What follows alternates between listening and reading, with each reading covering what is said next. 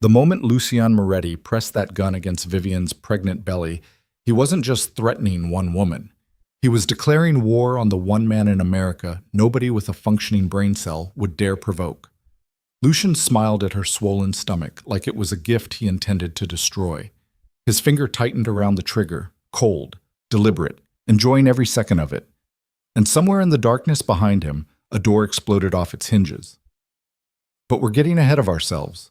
Because before that warehouse, before that gun, before Dominic Viscari became something the federal government stopped having a word for, there was an anniversary.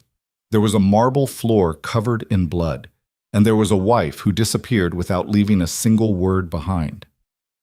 If you've ever loved someone so completely that losing them felt like losing your own heartbeat, stay with us. Because this one is going to hurt before it heals. And if this story moves you, hit subscribe and drop your city in the comments. I want to see exactly how far this story travels. The anniversary dinner reservation was for 8 o'clock. Dominic Viscari made it himself, which was unusual. His assistant handled most things requiring a phone call and patience. But this one he dialed personally, standing alone in his study with the door locked, speaking quietly so none of his men could hear him request the corner booth with the private curtain and the good champagne. He wasn't a man who celebrated things openly. Celebrations invited attention, and attention in his world had a way of arriving with bullets attached. But 1 year. 1 year with Vivian. That felt like something worth the risk. He'd bought her a bracelet 3 weeks ago, had it engraved on the inside with something embarrassingly sentimental, and then stuffed it inside his desk drawer because every time he tried to look at it, he felt something uncomfortable move through his chest. Not fear exactly. Something closer to the terror of finally having something worth losing. He was 51 years old. He had buried his father. He had buried 2 business partners. He had watched empires that took decades to construct collapse in a single bad night. He knew loss the way most men knew their own reflection. But Vivian was different. Vivian Laurent had walked into his life 22 months ago through a referral from a man Dominic no longer trusted, which should have been his first warning. She'd been brought in to untangle a financial knot involving 3 shell companies and a Caribbean banking license that was slowly strangling his legitimate holdings. His in-house accountants had been staring at the problem for 6 weeks. She solved it in a day and a half. Not because she was showing off, because she genuinely found it interesting. She'd sat across from him in this same study, her reading glasses pushed up into her dark hair, a legal pad covered in handwritten notes balanced on her knee, and she'd walked him through the structural flaw in his laundering chain with the calm patience of someone explaining a crossword puzzle clue to a friend. He'd interrupted her twice to make sure she understood who she was sitting across from. She'd looked at him both times with the exact same expression, mildly patient, not remotely impressed, and slightly annoyed at having her explanation interrupted. He'd offered her a permanent consulting contract before she finished her coffee. She'd said she needed to think about it. Nobody said that to Dominic Viscari. He found himself thinking about her for 11 days straight. When she called back to accept the contract, with 3 specific amendments to the terms that his attorney said were unreasonable, Dominic told his attorney to accept all 3. The rest of it had happened slowly, then suddenly. The way most true things do. By their 6th month of working together, he knew she was the most intelligent person he'd ever met in his life, and he'd met men who ran countries. By the 8th month, he'd stopped being able to pretend the way she laughed at her own jokes was anything other than the best sound he'd ever heard. By the 10th month, he'd done something he had not done since he was 23 years old. He'd asked someone on a date, properly, nervously, standing in his own doorway like an idiot. She'd looked at him for a long moment, head tilted slightly, like she was calculating something. Then she said, "Dominic, I've been waiting for you to ask me that for 4 months. Yes." He married her 5 months after that. Not a big wedding, 15 people, a judge, a dinner that lasted 4 hours because nobody wanted to leave. His second-in-command, Marco, had cried during the vows and then spent the rest of the evening insisting he had allergies. It was the best night of Dominic's adult life. And now it was their first anniversary, and the dinner reservation was for 8, and Dominic was standing at the window of his penthouse study, watching the city light up below him, feeling something he couldn't quite name. Peaceful, maybe. which should have been his second warning. Vivian was in the master bathroom. She'd been in there for 20 minutes, which wasn't unusual. She had a habit of getting distracted by her own thoughts mid-routine, standing at the sink working through a financial problem in her head while completely forgetting she'd been about to brush her teeth. He'd found her standing in front of the open refrigerator at 2 in the morning once, staring into nothing, writing equations on her palm with her fingernail. He loved her for that. He loved all of it. The messiness of her genius, the way she carried her intelligence without a single ounce of performance. He knocked on the bathroom door. "We've got about 40 minutes," he said. "I know." Her voice sounded slightly strange, compressed. "You okay?" A pause that lasted maybe 2 seconds longer than it should have. "Fine. Just fixing my hair." He went back to the window. He did not know that on the other side of that door, his wife was sitting on the edge of the bathtub, fully dressed, one hand pressed flat against her own abdomen, staring at a pregnancy test she'd taken on impulse 20 minutes ago because her body had been quietly sending her signals for 2 weeks that she'd been too afraid to investigate. 2 lines. She'd bought the test 3 days ago and hidden it at the bottom of her work bag, beneath a folder of shipping manifests from a client in Rotterdam, because some part of her already knew and wasn't sure she was ready to know for certain. Now she knew. 2 lines.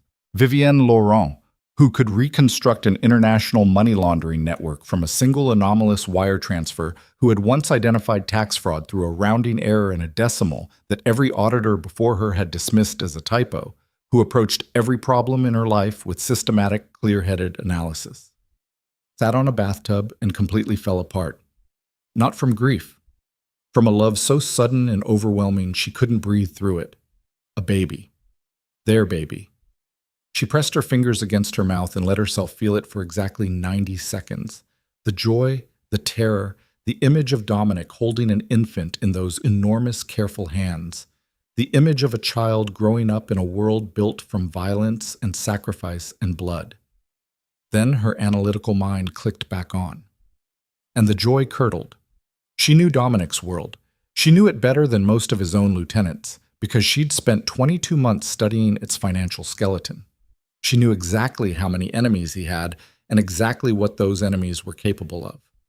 She knew about Lucien Moretti, had been quietly tracking an unusual cash flow pattern that suggested Lucien was consolidating resources, acquiring mercenary contracts, preparing for something large. She knew what something large meant in this context. Dominic had kept her shielded from most of the operational details. He was protective to the point of stubbornness about it. But Vivian's job was pattern recognition, and the pattern she'd been watching for the past 6 weeks said that someone was coming for Dominic Viscari, and they were planning to come hard. If Lucien Moretti found out there was an heir, she stopped that thought before it finished. She wrapped the pregnancy test in tissue paper, tucked it inside the pocket of her blazer where she could feel it against her ribs, and stood up to check her reflection in the mirror. Her eyes were wet. She dried them carefully. She told herself, not tonight. Tonight was their anniversary. Tonight she would sit across from her husband in a restaurant and watch him try not to smile at her over the rim of a champagne glass, because he thought open affection was tactically undignified. Tonight she would be present and happy, and give herself one night before she figured out the rest. She was so focused on composing her expression that she didn't notice the pregnancy test strip had slipped from the tissue paper and landed behind the sink. She opened the bathroom door. Dominic was already in the doorway of the study, jacket on, looking at her with that particular expression he had, the one that wasn't quite a smile, but lived in the same neighborhood. Dark eyes moving over her face with a focus that always made her feel like she was the only object in the room worth looking at. "You look beautiful," he said. "You clean up all right yourself," she said. He reached for her hand. His fingers wrapped around hers completely, and she felt the cool weight of his silver ring against her knuckles. The Viscari family ring, heavy and old and engraved with the family crest on its face. His father's ring, his grandfather's before that. He never took it off. She squeezed his hand. She almost told him right then. She could feel the words forming, could feel the pressure of them behind her sternum, could feel how badly she wanted to say it out loud, because saying it out loud would make it real, and real meant she didn't have to carry it alone. But her other hand pressed instinctively against her stomach. and she thought about Lucian Moretti's cash flows. "Ready?" Dominic said. "Ready," she said. The call came while they were in the elevator. Dominic glanced at his phone, and the expression on his face shifted by about 2 degrees, enough that Vivian noticed, because she always noticed, because she'd spent almost 2 years studying the vocabulary of his silences. "I have to take this," he said. "How long?" 20 minutes, maybe 30. "I'll meet you downstairs." She nodded. He stepped back as the elevator doors closed between them, already pressing the phone to his ear, and she watched his face disappear behind polished steel and felt something that wasn't quite dread, but was that dread's quieter cousin. The lobby was empty except for the night doorman and 2 of Dominic's men stationed near the entrance. Standard. She smiled at Marco, who was standing near the front desk scrolling his phone with the expression of a man deeply bored by his own life, and walked to the small sitting area near the window to wait. She sat. She placed one hand on her knee and the other rested against her stomach again without her even deciding to do it. 20 minutes, he'd said. She waited. At the 17-minute mark, her phone buzzed. Not a call, not a text. An encrypted push notification from a monitoring app she'd built herself and installed on a secondary device. A small piece of software that ran passively against certain financial and communication signatures she'd flagged as threat indicators. 3 signatures, activating simultaneously. Her blood went cold. She excused herself from the lobby, walked calmly to the bathroom, locked the stall door, and pulled up the details. The 3 signatures were communication bursts she'd traced back 6 weeks ago to a logistics shell company that she'd identified as a front for Moretti's operational spending. They were quiet most days, occasional background noise, routine traffic. When all 3 activated simultaneously, it meant coordination. It meant something operational was moving. She stared at her screen. The timestamps on the activations were 4 minutes old.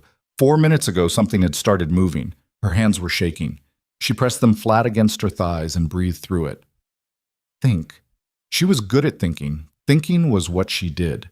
She pulled up the building's security camera feeds through a backdoor access she'd set up with Dominic's IT manager 8 months ago, after the 3rd time Dominic had dismissed her concerns about their digital perimeter as excessive worry. The feeds loaded slowly on her phone. The first camera covered the service entrance on the north side. The guard was gone. Not gone as in stepped away. Gone as in not there, not in the frame, not anywhere. She checked the second camera. The roof access corridor. Empty. The guard who was stationed there at all hours, she'd seen him every day for 8 months, knew his name was Eduardo, and that he kept a thermos of coffee hooked to his belt, was not there. Third camera. Lobby security room. The light was off. The light was never off. Her stomach dropped straight through the floor. She called Dominic. He picked up on the second ring. "Something's wrong," she said before he could speak. "The guards on cameras 2 and 3 are gone. The security room is dark. I flagged Moretti comm signatures activating 4 minutes ago. Dominic, something is... Where are you right now?" His voice was completely flat. Not a question. "Second floor bathroom." "Stay there. Don't move. I'm calling Marco right." The sound that came through the phone was not loud. It was actually very quiet. A kind of compressed pop muffled by distance and walls. Then another. Then a third. Then silence. "Dominic." Her voice came out barely above a whisper. "What was that?" No answer. The line stayed open. She could hear his breathing, fast and tight, and the sound of movement, footsteps, something being dragged, a door. "Dominic, talk to me." "I'm fine." Clipped. Controlled. "Don't move. I need you to stay. Vivian, are you listening to me?" Her phone buzzed with an incoming message on a number she didn't recognize. She pulled it away from her ear and looked at the screen. It was a photograph. The lobby of her building, the sitting area where she'd been waiting 7 minutes ago. Eduardo the guard was on the floor. 2 other men she recognized as Dominic's security were on the floor beside him. She couldn't tell from the angle whether they were breathing. She pressed her hand hard against her mouth. Then the second photo loaded. It was the hallway outside the penthouse, taken from the inside. The door was open. Someone was already up there. And then the text. "He dies protecting you, or he lives because you're gone. You have 4 minutes to decide. The elevator cameras have been disabled. No one will see you leave. Choose. She read it twice, 3 times. Her brain processed the words the way it processed everything. Structurally, architecturally, looking for the load-bearing elements, looking for the flaw. There was no flaw. The logic was clean. If she stayed, Dominic would fight for her. And Dominic could fight. She'd never seen a man move the way he moved when violence became necessary. But he couldn't fight a coordinated team of Moretti's professionals while also protecting a pregnant wife who didn't know how to use a gun. If she stayed, they would use her as leverage. And if they used her as leverage, they would find out about the pregnancy.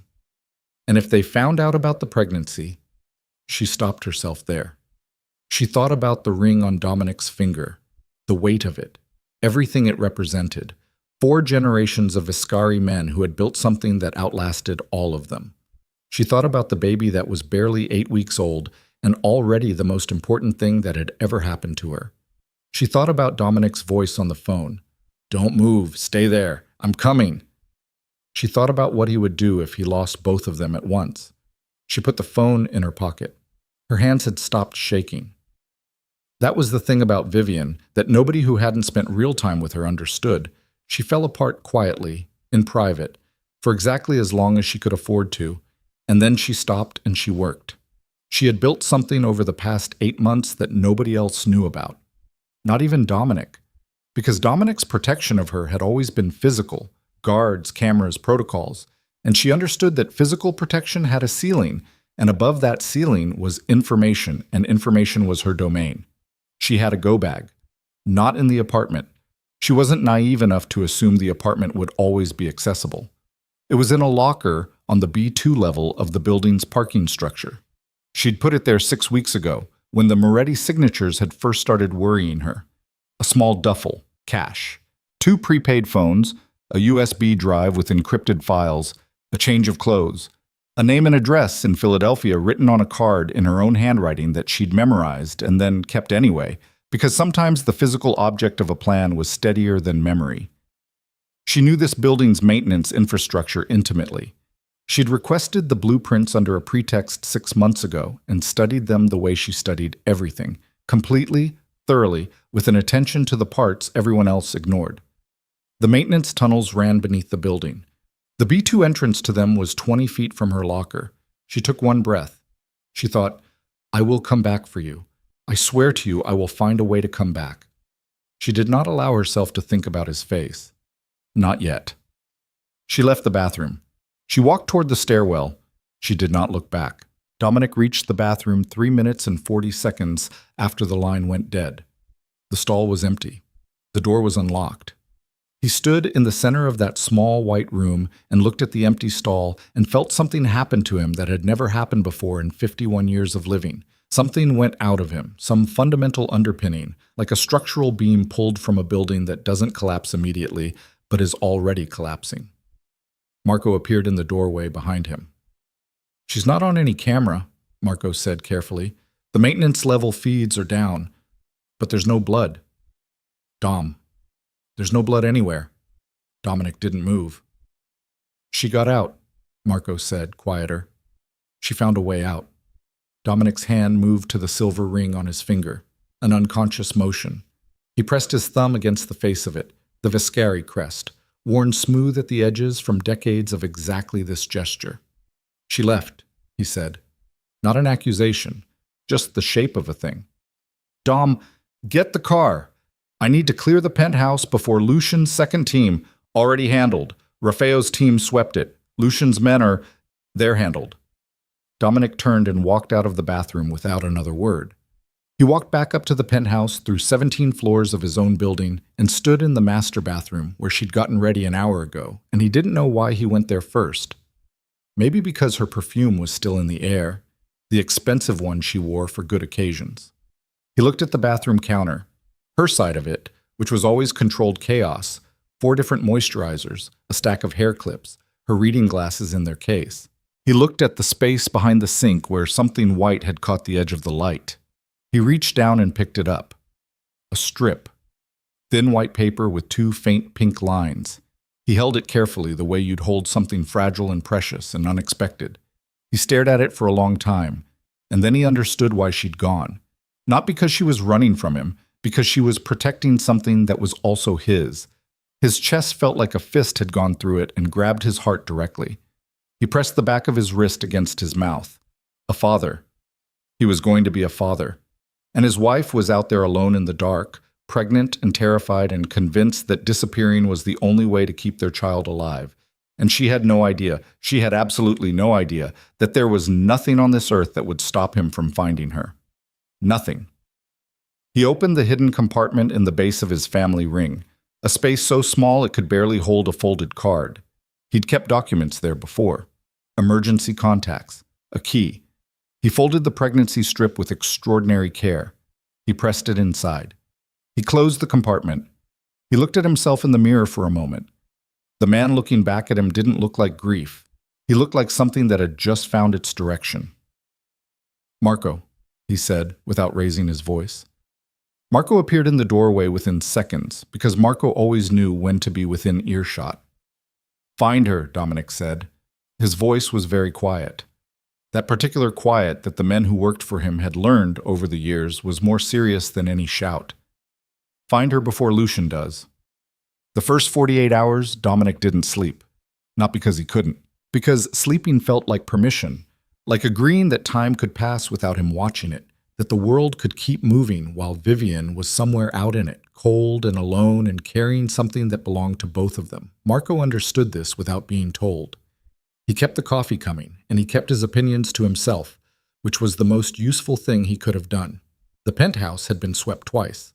Lucian's men, 4 of them, had been removed from the building in the kind of quiet efficiency that the Viscari organization had spent 30 years perfecting. No police involvement, no paperwork, just the specific disappearance of a problem, replaced by the specific presence of a much larger one. Vivian was gone. The surveillance net went up within the first 6 hours. Every financial institution in the tri-state area that Dominic had any leverage with, and after 3 decades, that list was longer than most people's Christmas card collections, was quietly notified to flag any activity matching Vivian's known patterns. Every cell tower pinged from her registered devices, which came back immediately silent because she was smart enough to have left them behind. Every toll camera, every transit card reader, every ATM within 40 miles. Nothing. Which told Dominic something important. She hadn't panicked. She hadn't run blind. She'd had a plan, an actual, prepared, methodical exit strategy, and she'd executed it with the same quiet precision she applied to everything else. He sat with that for a long time. The woman he married had built a disappearance protocol without telling him. She'd prepared for a scenario where she needed to vanish, and she'd done it alone. And she'd done it well enough that his entire network couldn't find a trace of her in the first 2 days. He kept coming back to 2 feelings at once, which was uncomfortable because he wasn't built for emotional multitasking. Pride, raw and real, that she was this capable. And something darker underneath it that he didn't examine too closely because examining it wouldn't help him find her. On the 3rd morning, Marco came into the study and stood in the doorway with the expression of a man about to say something the other man wasn't going to like. "Say it," Dominic said without looking up from the map spread across the desk. "The council wants a meeting." Dominic was quiet for a moment. "Which council?" "All of them." Marco stepped fully into the room. He was a big man, broad through the shoulders, gray coming into his hair now in a way that made him look distinguished rather than old. He'd been with Dominic for 22 years. He'd earned a certain degree of honest communication that most people in Dominic's orbit had not. Sal Cipriani reached out this morning, then Del Greco. Ferrante called twice. They're saying, "I know what they're saying. Dom, they think I've lost my head over a woman and left the organization exposed." Dominic set down the pen he'd been using to trace transit routes. He looked at Marco directly. "Tell me I'm wrong." Marco held eye contact. "You haven't slept in 2 days." "That's not what I asked." "No, you're not wrong." Marco pulled out a chair across the desk and sat down heavily. Sal's exact words were that Lucian Moretti just demonstrated that Dominic Viscari has a weakness, and the moment that information reaches the other families, the organization becomes a target for every opportunist on the East Coast who's been waiting for an opening. Sal Cipriani has been waiting for an opening himself for 11 years. I know that. If he thinks this is it, I know that too. Marco folded his hands on the desk. Which is why I think you need to walk into that meeting and remind him in very clear terms that you're not grieving, you're hunting, and there's a significant difference. He paused. Also because if Sal decides to move on this, we've got a two-front problem, and Lucian is already more than enough. Dominic was quiet. Outside the window, New York was doing its indifferent morning thing. Traffic, sirens, the low constant percussion of a city that didn't care who was missing from it. Set the meeting, Dominic said. When? Tonight. My terms, my location. Anyone who doesn't show up is telling me something I'll remember. Marco nodded and stood. He was almost to the door when Dominic said, without turning around, "She planned this, Marco. She had an exit ready. She'd been building it quietly for weeks, maybe longer." A beat. She was scared. Before any of this happened, she was already scared. Marco turned back slowly. "And I didn't see it," Dominic said. It wasn't self-pity. His voice was too even for that. It was the precise, clean acknowledgement of a man cataloging his own failure the way he'd catalog anyone else's, without sentiment, without excuse, and without letting it happen a second time. "None of us saw it," Marco said carefully. "I should have." Marco didn't argue. Because arguing would have been dishonest, and 22 years had calibrated him to know when Dominic needed honesty more than comfort.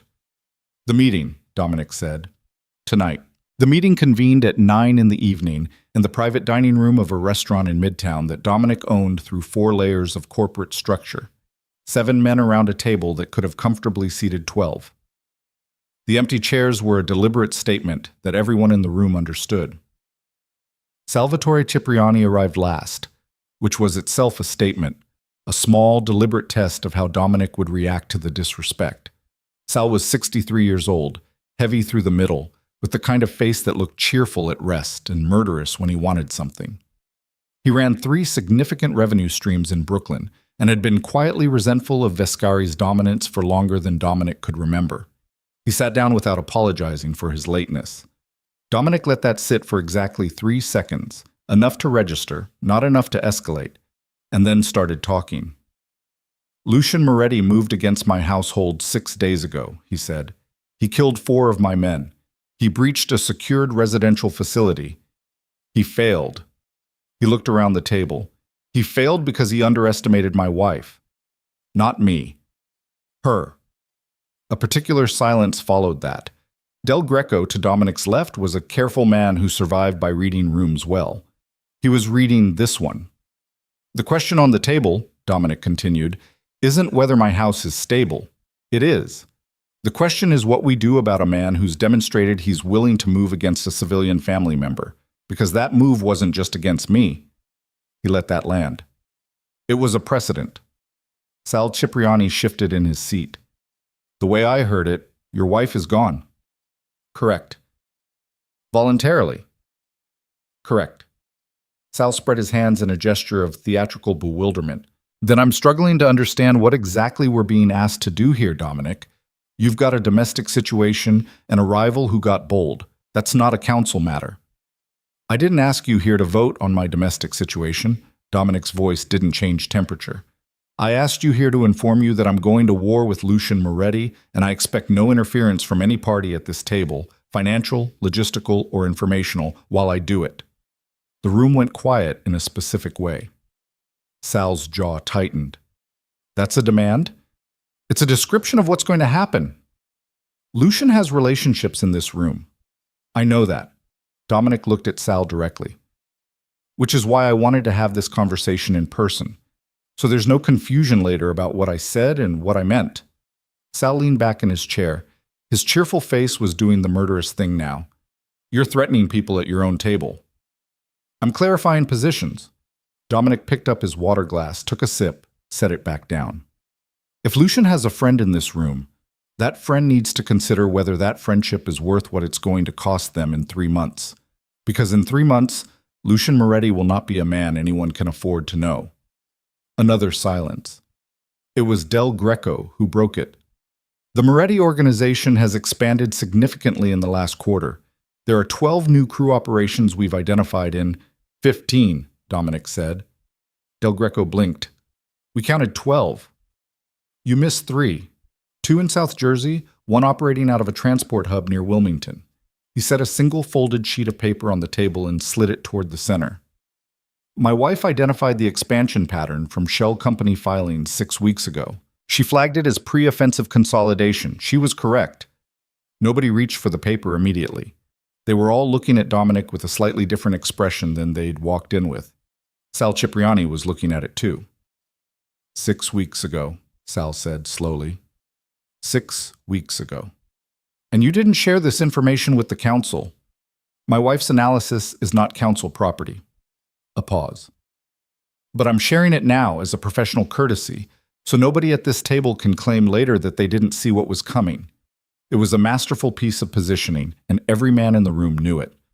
Dominic had just simultaneously demonstrated that his organization's intelligence capability was significantly better than anyone had realized, put the council on notice without making an explicit threat, and made it structurally very difficult for anyone to side with Lucian without looking like they'd chosen the losing side in advance. Sal Cipriani knew he'd just been outmaneuvered. The knowing of it moved behind his eyes like a fish behind glass. We'll be in touch, Sal said. I'm sure you will, Dominic said.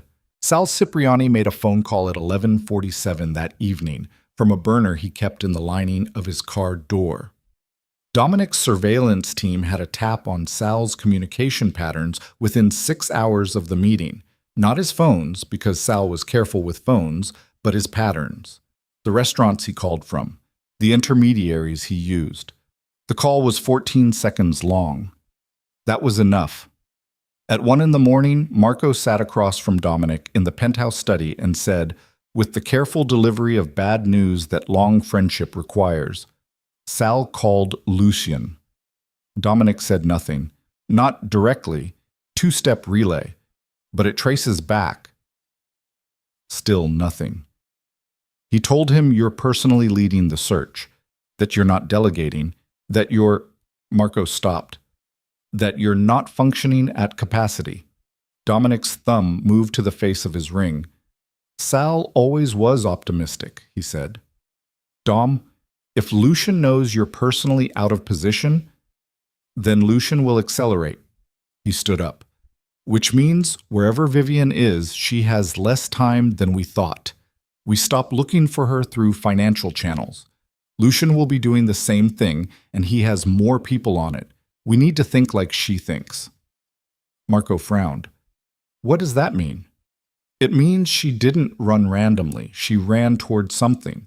She would have identified a location in advance, somewhere she could work because she cannot stop working. It's not in her. Somewhere that had an infrastructure she could exist inside without being visible. He was pacing now, 3 steps one direction, 3 steps back. She has financial analysis skills. She would find work that used them, work that paid cash or close to it, something anonymous enough that she could stay under a false name. He stopped.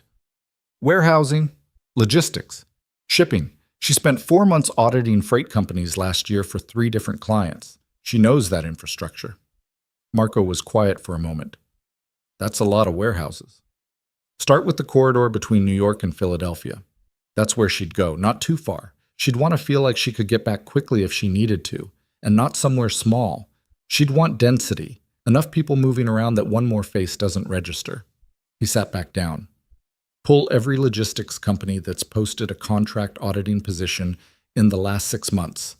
Any mid-sized freight operation looking for overnight accounting work. Marco wrote something on his phone. Then he looked up. Dom. She's 7 months. Almost. I know. She's alone and she's 7 months pregnant, and she's working nights in a warehouse somewhere because she thinks it's the only way to keep the baby safe. His voice had gone quiet. She's killing herself for us.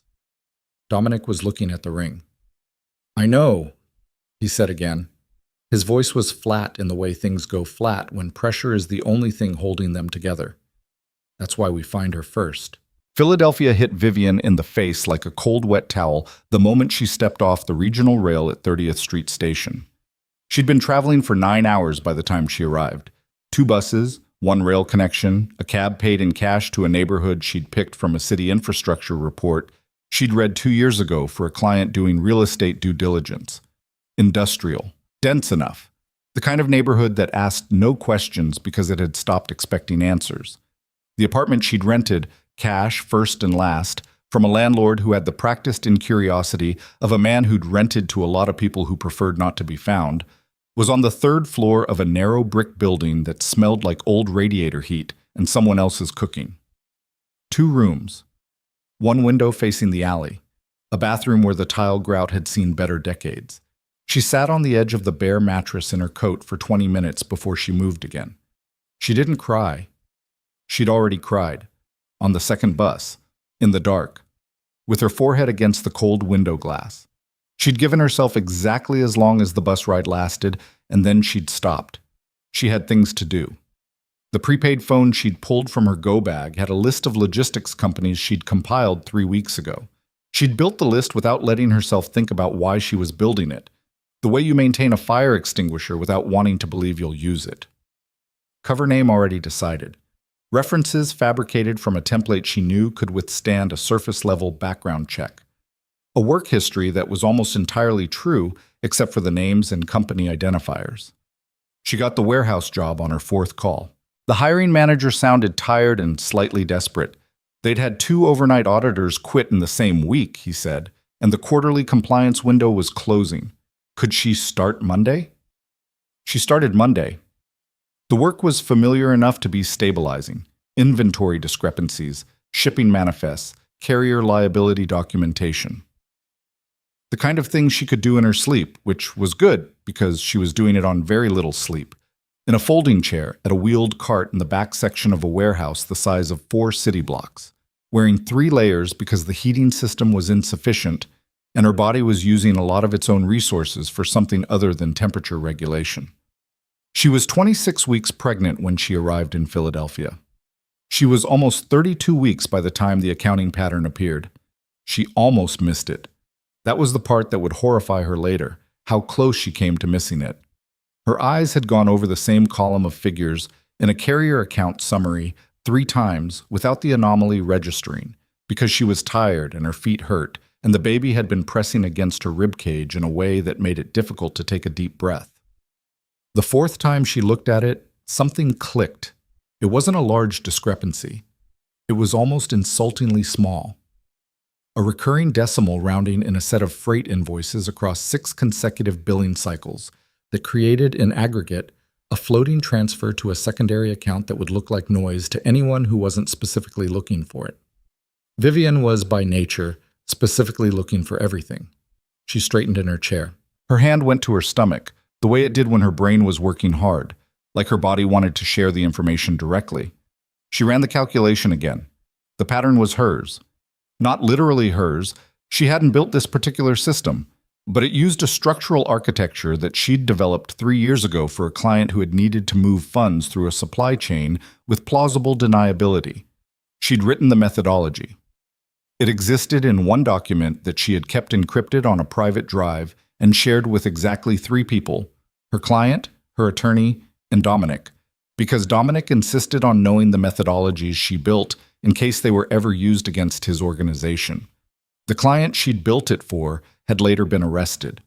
The methodology had been sealed in a federal case file, except someone had rebuilt it, with modifications, in a freight company in South Philadelphia that she was sitting inside of at 1:30 in the morning. Her mouth went dry. She sat very still. Who knew this structure well enough to rebuild it?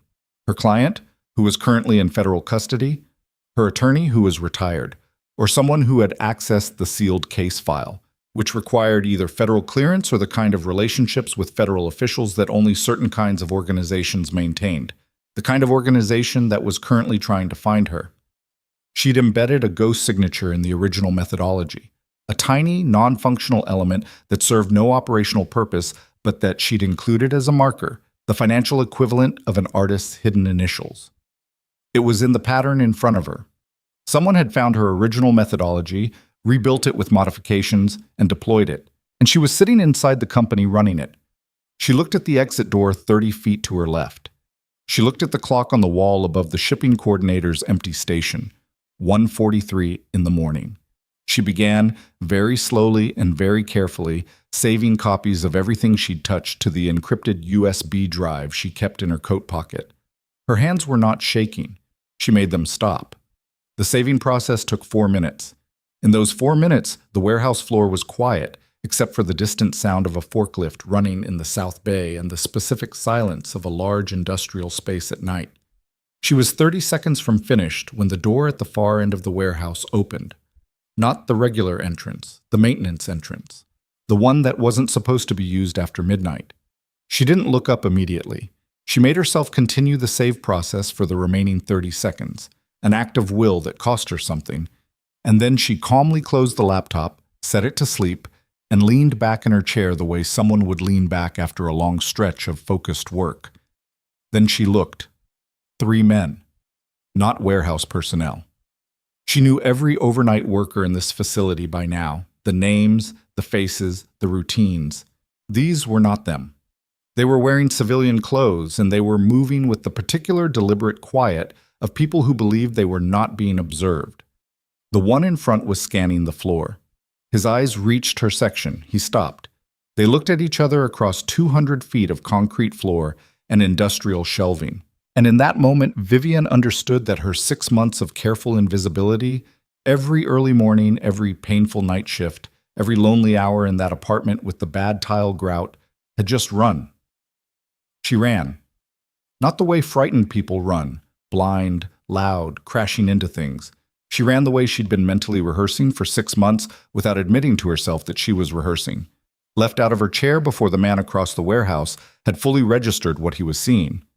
Right along the back wall behind the shelving units, staying inside the shadow corridor, where the overhead lights didn't reach because the bulbs in that section had been burned out for 3 weeks and nobody had replaced them. And she had noted this the same way she noted everything, quietly, without announcement, filing it away under the category of things that might matter later. Later was now. She moved fast for a woman 32 weeks pregnant. It wasn't graceful. Her center of gravity had shifted enough in the past 2 months that her body didn't respond the way it used to. She had to lean slightly forward, keep her steps shorter, adjust for the weight that had redistributed itself across her pelvis and lower back in ways that were remarkable from a biological standpoint and absolutely brutal from a practical one.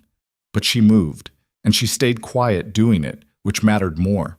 Behind her, she heard one of the men say something in a low voice. Not to her, to the others. A direction. They were spreading out. She already knew the floor plan the way she knew her own apartment. She'd spent 6 months in this building. She knew where every aisle terminated, where the maintenance corridors connected to the loading dock infrastructure, where the secondary fire exit was that the regular overnight staff used for smoke breaks because it bypassed the front security camera. She knew these things because she always knew these things, because knowing them had kept her from feeling completely helpless, even on the worst nights, even when the loneliness sat on her chest like a stone. She hit the corridor entrance without breaking stride. The maintenance tunnel was narrow and lit by single-caged bulbs every 20 feet. Concrete walls. The smell of hydraulic fluid and cold. Her footsteps were too loud in here. The sound had nowhere to go, so she moved to the wall and let her shoulder brush it and used that contact to muffle the heel strike. She could hear them behind her, 2 sets of footsteps. Not 3, which meant one had gone around. She stopped at the junction where the tunnel split, left toward the loading dock, right toward the boiler room, and the secondary exit that came out on the alley behind the building. She pressed herself against the wall and held her breath in thought. The loading dock was the obvious choice. Bigger space, more exits, a direct route to the street, which meant if she were setting up a containment, she'd have the third man waiting at the loading dock. She went right. The boiler room door was unlocked. It was always unlocked because the overnight maintenance tech propped it open to regulate the heat in his station. She went through it fast, crossed the room in the dark using the layout she'd memorized from a facilities diagram she'd requested 2 months ago under the pretense of doing an energy efficiency audit, and hit the secondary exit bar with both palms. Cold air. Alley. Dark except for the orange wash of a sodium light at the far end. She went left. Away from the light. Her phone was in her coat pocket. The prepaid. She pulled it as she moved, fingers not quite steady. Not from fear, she told herself, just from cold and exertion, though she knew that wasn't entirely true, and pulled up the number she'd written on a card and memorized and kept anyway. It rang 4 times. She was almost at the alley's end when it picked up. "Yeah," a man's voice, rough with sleep. "It's Vivian. I need the secondary option. Tonight." A pause. "Not long. How close are they?" "Inside the building 2 minutes ago. 3 men, possibly more outside." "Can you get to the transit station on Market?" She calculated. 8 blocks. 32 weeks pregnant, in the cold, moving fast. "Yes. 40 minutes. Platform B. I'll have someone there." She hung up. She did not let herself think about what she'd just set in motion, because thinking about it would mean thinking about the man she'd called. And thinking about him meant thinking about choices she'd made in the last 6 months that she wasn't sure she could defend to anyone, least of all herself. She walked toward Market Street. She didn't run now. Running was conspicuous. She pulled her coat closed, tucked her chin down, and walked like a woman with somewhere legitimate to be, which was a performance she'd been giving for 6 months and had gotten reasonably good at. 2 blocks from the transit station, a car slowed beside her. Wrong car. Not the one she was expecting. She kept walking. The car kept pace, though the window came down. The man who leaned out was not one of the 3 from the warehouse. He was older, heavy-set, with the kind of face that had been rearranged by violence at some point in its past. He was holding up a phone with a photograph on the screen. Her photograph. Not a recent one. One from before. From her life before, in which she'd had a name and an address and a husband and had not been walking through Philadelphia at 2 a.m. carrying a USB drive full of evidence she didn't yet fully understand. "Miss Laurent," the man said. He wasn't threatening. That was the disturbing part. He sounded almost apologetic. "I'd appreciate it if you'd get in the car." She looked at the phone. She looked at his face. She looked at the 2 options available to her. A transit station 2 blocks away, and a man who knew her name inside a car, with, she noted, 2 other occupants visible through the windshield. She got in the car. Not because she'd given up, because the transit station contact was 40 minutes away, and this man had a photograph and knew her name, and the warehouse was behind her, and she needed information more than she needed to keep running. Her analytical mind made these calculations in approximately 4 seconds. The rest of her, the part that was 32 weeks pregnant and exhausted, and had been alone for 6 months and was sitting in a stranger's car at 2 a.m. in a city that wasn't hers, that part took the calculation and did not find it comforting. They drove for 20 minutes without speaking. She sat in the back seat between the heavy-set man, who had not offered a name and whose phone had gone back into his pocket, and the door, which she tested once, subtly, and found unlocked. A fact she stored and did not use yet.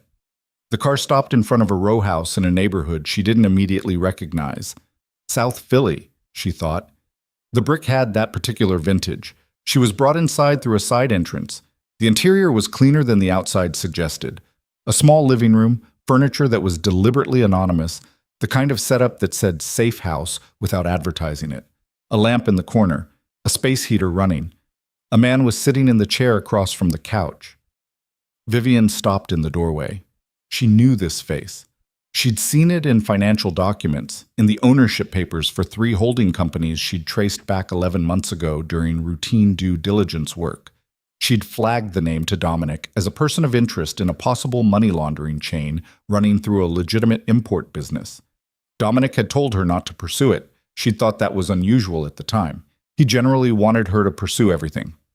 Now she was standing in this man's safe house in South Philadelphia at 2:30 in the morning, and she was understanding several things simultaneously in the particular way that only happens when evidence that has been sitting in pieces for months suddenly assembles itself into a shape you can see all at once. His name was Gerard Hale, 60 years old. Former federal financial investigator, retired, officially, 8 years ago.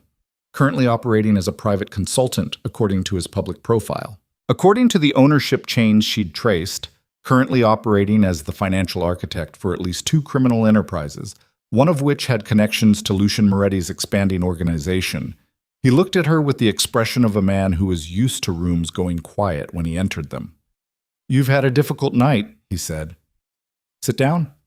She didn't sit. "I know who you are," she said. "I imagine you do." He didn't seem concerned. You're extremely good at knowing who people are. It's actually the reason we're having this conversation instead of a different kind of conversation. He gestured again at the couch. Please, you look like you're about to fall over, and I'd prefer you didn't do that. She sat, not because he told her to, because he was right. Her legs were not entirely reliable at this particular moment, and admitting that to herself was better than pretending otherwise while standing in a strange room. The methodology you found tonight, Hale said, in the freight company's accounts. You built it from my original design. A modification, yes. He leaned forward, elbows on his knees.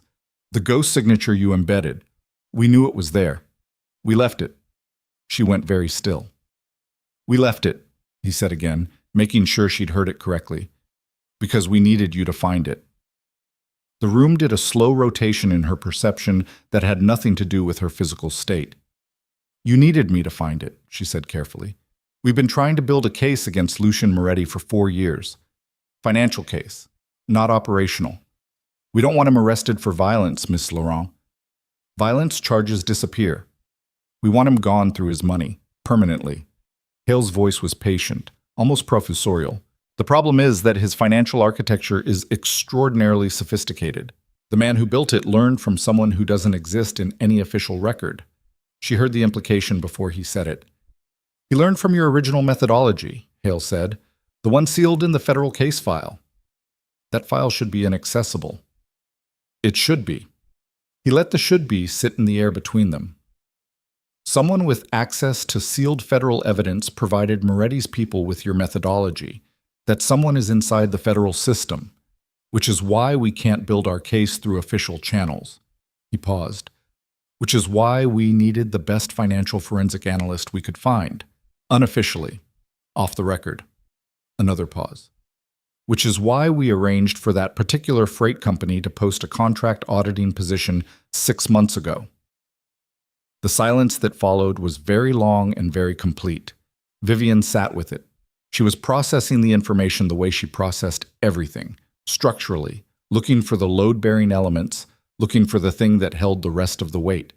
And the thing she kept coming back to, the thing the rest of the structure rested on, was a 6-month-old question she hadn't been able to answer until right now. How had Lucien Moretti known to come for her specifically? On her anniversary. At that exact time, in that exact window when Dominic had been pulled away by an urgent call. How had he known Dominic would be momentarily out of position? How had he known that she, specifically she, not any other person in Dominic's orbit, was the right lever to pull? The information about me, she said. Her voice came out flat. She made it stay that way. About my value to Dominic's organization. About the anniversary, the timing of the attack. She looked at Hale. That came from someone who had access to federal case files. Someone who knew my professional history. Hale held her gaze. Someone inside the federal system leaked my profile to Moretti, she said. The same person who gave him my methodology. We believe so. And you've known this for how long? We identified the leak 8 months ago. We've been unable to prove it through official channels because the person you're investigating has access to the investigation. She stood up. Her legs held. You used me. You built a trap, and you put me inside it, and you waited for me to find the pattern. We kept you safe. Your men were in that warehouse tonight to extract me before Moretti's team arrived. How long have you known they were coming? A beat, shorter than it should have been. 72 hours, he said. 72 hours.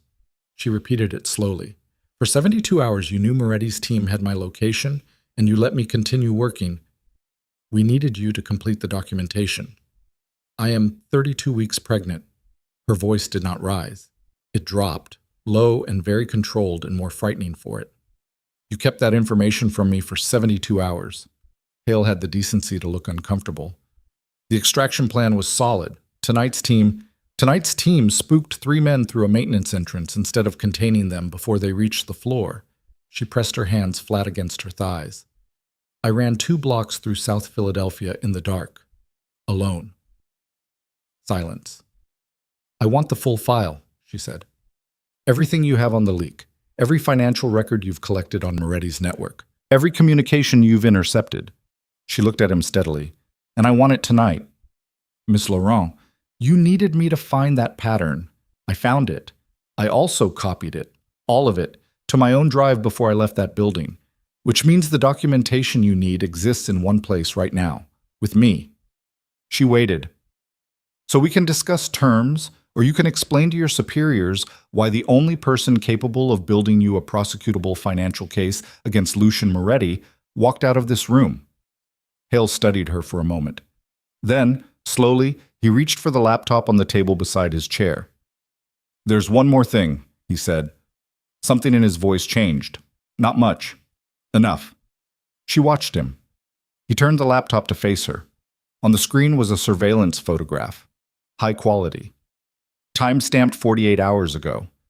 A man standing outside a building she recognized, a restaurant in Midtown Manhattan that she had been inside dozens of times. The man in the photograph was having a conversation on a phone, partially turned away from the camera. He was wearing a dark overcoat. The angle caught his profile in one hand. On that hand was a heavy silver ring with a crest on its face. Her stomach dropped straight through the floor. This was taken outside a meeting location we've had under surveillance for 3 months, Hale said. We identified every attendee. He paused. Your husband was there, Miss Laurent, and the call he was on, the call we intercepted from this location, was with one of Lucian Moretti's primary communication relays. She stared at the photograph. That doesn't... She stopped. Started again. That's not... We've been trying to understand the relationship for some time, whether it's coerced, transactional, or... Stop. The word came out like a door shutting. She looked away from the screen. She pressed 2 fingers against her mouth and looked at the wall. She thought about the urgent call that had pulled Dominic out of the elevator. She thought about the timing of Lucian's assault, not hours after Dominic left, minutes. She thought about the restaurant reservation Dominic had made himself, personally, at a specific time, for a specific location, 8 o'clock, the corner booth, details she had mentioned to no one but that Lucian's men had arrived ready for. She thought about 6 months of being alone. She thought about the baby pressing against her ribs right now. She looked back at the photograph. The ring was unmistakable. I need the bathroom, she said. Hale pointed down the hallway. She walked to it, closed the door, turned on the faucet, and sat down on the edge of the tub. She gave herself 90 seconds. She counted them. At second 37, the first crack went through the architecture of everything she'd believed for the past 6 months. The belief that had kept her moving, that had kept her getting up in the dark and going to work and surviving each solitary day, which was that Dominic was looking for her, that Dominic loved her, that the ring on his finger and the child in her body meant something that didn't have another explanation. At second 61, her forensic brain, the part of her that survived by looking at evidence instead of what she wished the evidence said, spoke up from underneath the devastation. It said, "You're looking at one photograph." It said, "One photograph, one intercepted call, interpreted by a man who just admitted he manipulated your location and your safety for his own operational purposes." It said, "He showed you this right after you established leverage over him." It said, "Think about why he showed you this right now." She sat with that. At second 90, she stood up. She dried her hands. She looked at herself in the mirror the way she'd looked at herself in the penthouse bathroom 6 months ago. Not for reassurance, but for honesty. Her face looked like someone had taken something fundamental out of it, and she was deciding whether to get it back or leave it out permanently because some things that come out don't go back cleanly.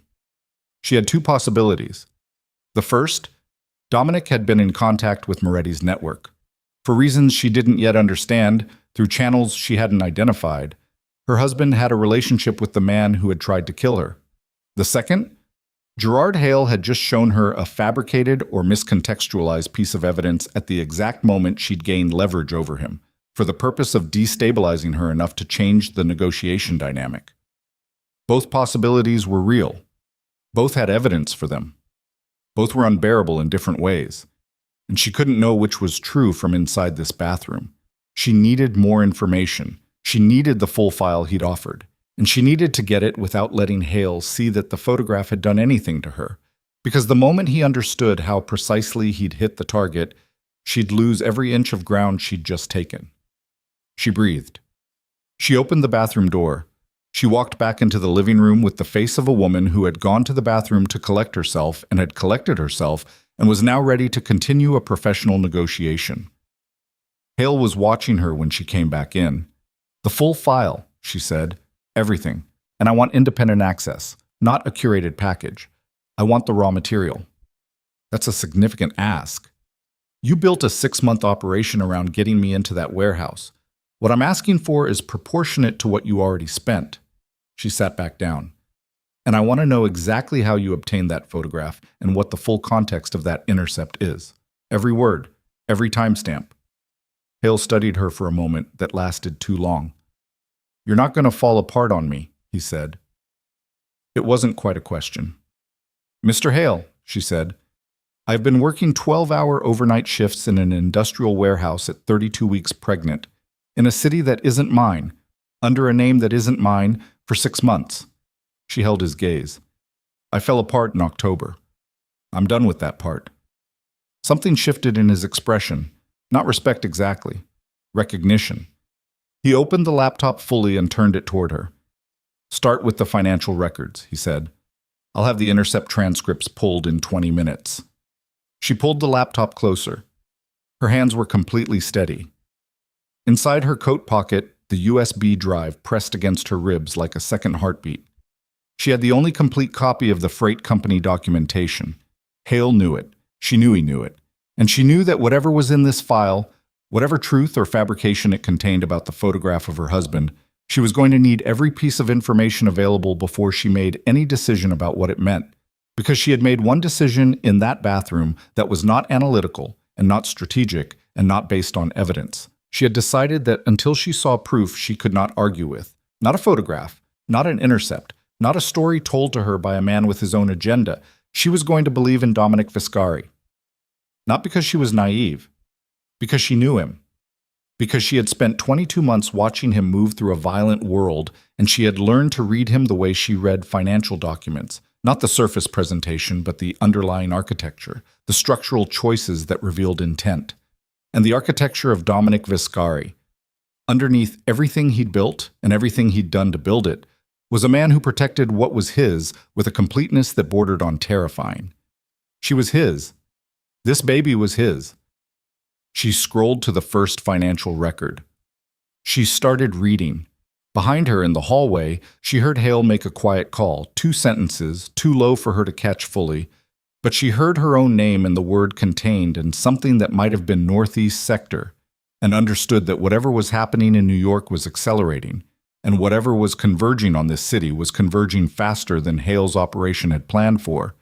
And the window between right now and the moment everything arrived at the same point simultaneously was closing in a way that none of them, not her, not Hale, not the men who'd been sent to this warehouse tonight, had fully calculated. She kept reading. Because information was still the only weapon she had, and she intended to use every second she had left to accumulate as much of it as possible before the world outside this row house arrived at the door and took the choice of what to do with it completely out of her. The file took her 2 hours and 40 minutes to read completely. Not because it was long, but that wasn't why. It was because she read everything twice, every transaction record, every surveillance log, every intercepted communication summary.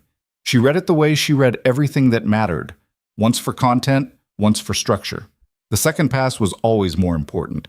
The second pass was where you found the things the first pass let you believe you'd understood. Hale sat in the corner and drank coffee and didn't rush her.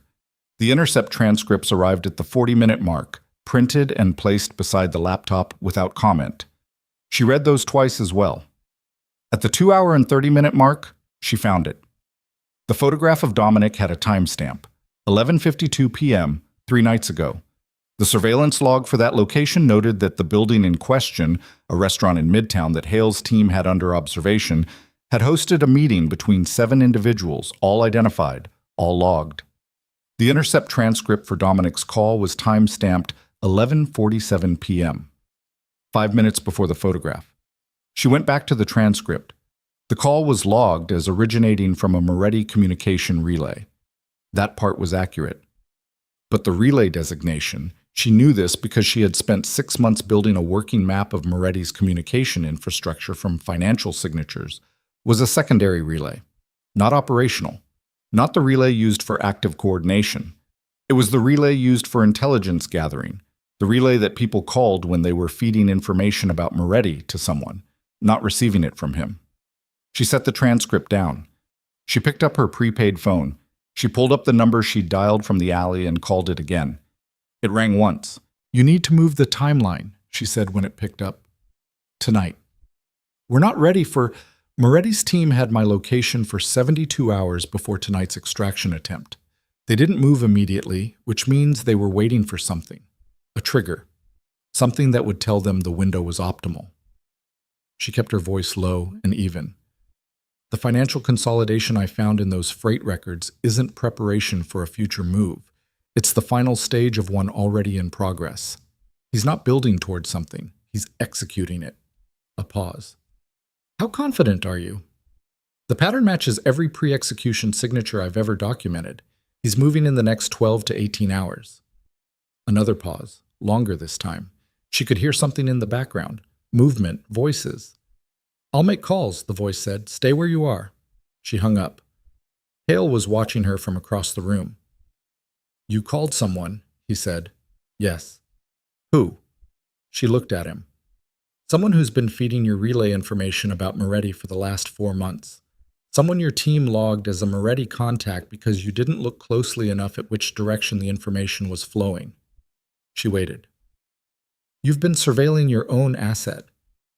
The expression on Hale's face was one she didn't see on people often. The specific, slightly nauseating look of someone realizing they'd been working with an incomplete picture of their own operation. "The call from 3 nights ago," he said, "was someone passing intelligence out of Moretti's network, not into it." She stood up. "The photograph you showed me was meant to destabilize me. I understand why you did it. I want you to understand that it didn't work in the way you intended, and that going forward tonight, we are going to need to function as actual partners rather than you managing me like an asset, because the timeline has compressed and I don't have the patience for it." Hale was quiet for a moment that she didn't give him time to extend. "Get your people ready," she said. "Whatever extraction protocol you've been sitting on, activate it now, because Moretti isn't waiting for morning." Dominic's plane landed at Philadelphia International at 3:14 a.m. He didn't use the terminal. The plane taxied to a private facility on the east side of the field where 2 vehicles were waiting, engines running. Marco was on the phone before the wheels fully stopped, coordinating final positions with the 2 teams already inside the city. The accounting pattern had surfaced 18 hours ago. Dominic had recognized it before his analyst finished explaining what it was, had actually interrupted him mid-sentence to say the name of the woman who'd built the original methodology, quietly, like he was saying something private. His analyst had confirmed it. And then Dominic had sat very still for approximately 45 seconds, which was the longest he'd sat still in 6 months, and then he'd started moving in a way that left Marco slightly breathless, trying to keep pace. The freight company's registered address, the employment records their contact inside the Pennsylvania labor database had pulled. One name, Maria Castile, contract auditor, hired 6 months ago, overnight shift. Maria Castile was a name Vivian had used twice before, in a professional context as a low-profile identity for sensitive field work. Dominic had known this because Vivian had told him about it once, almost as an aside. The way she told him things that she didn't think were remarkable, but that he filed away because everything she said was worth filing. He'd had the address of her apartment within 3 hours of landing on the accounting signature. He'd been 20 minutes from wheels up when Marco put a hand on his arm, a gesture that required significant nerve, and that Marco had only attempted 4 times in 22 years. "Lucian's team is already inside the city," Marco said. "We've got a confirmation. They moved 12 hours ago. Multiple vehicles." Dominic had looked at Marco's hand on his arm. Marco removed it. "Then we're late," Dominic said. "Our people on the ground say her apartment's been dark since yesterday. She might not be there." "She's not there.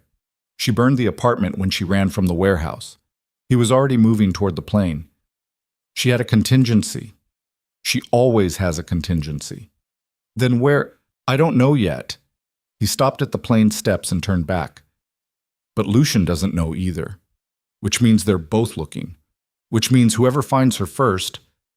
He didn't finish the sentence. He got on the plane. Now, in the back of the armored vehicle moving through Philadelphia's pre-dawn streets, he had the ring pressed between his fingers, not turning it, just holding it. A habit he'd developed without noticing sometime in the last 6 months. The specific weight of it had become a kind of calibration, proof of something he needed to be reminded of in the particular moments when the alternative, that she was gone, actually gone, that the world had swallowed her, tried to become more real than the evidence. The evidence was this: she was alive. The accounting pattern was recent. She'd been working in that warehouse as late as last night. She was out there, in this city, and she was smart and she was prepared, and she had kept herself and their child alive for 6 months through sheer force of will and intelligence, and he was not going to arrive too late. He was not. Marco's phone buzzed. He looked at the screen and then looked at Dominic. Raffaello says there's activity at a row house in South Philly. 2 of Lucian's vehicles parked a block out. They've been stationary for 40 minutes. Dominic was already leaning forward. Address. The row house felt different at 4 a.m. than it had at 2:30. The space heater was still running, but the warmth had become something oppressive rather than comforting. The specific claustrophobia of a small room with too many people in it who were all waiting for different things. Hale had made 4 calls. 2 of his extraction team had arrived through the back entrance. Quiet men with the physical economy of people who spent significant time being still in uncomfortable situations. They were stationed in the hallway and near the kitchen door. Vivian had moved to the corner of the room with the laptop and was still working. She'd found something in the financial records 40 minutes ago that she hadn't mentioned to Hale yet, not because she was withholding it exactly, because she was still processing what it meant. The federal leak, the person inside the system who had provided Moretti with her methodology and fed him intelligence about her connection to Dominic, had a financial signature. Every illicit payment did, if you knew where to look and what to look for. And Vivian knew both, better than anyone Hale was likely to have working for him. The signature traced to an account she'd seen before, not in this file. In her own work, in a due diligence audit she'd completed 14 months ago for a client who had wanted to acquire a financial services firm in Delaware. The account had appeared as an anomaly in the target company's transaction history, flagged and then cleared by the acquiring firm's lead attorney as a routine consulting payment.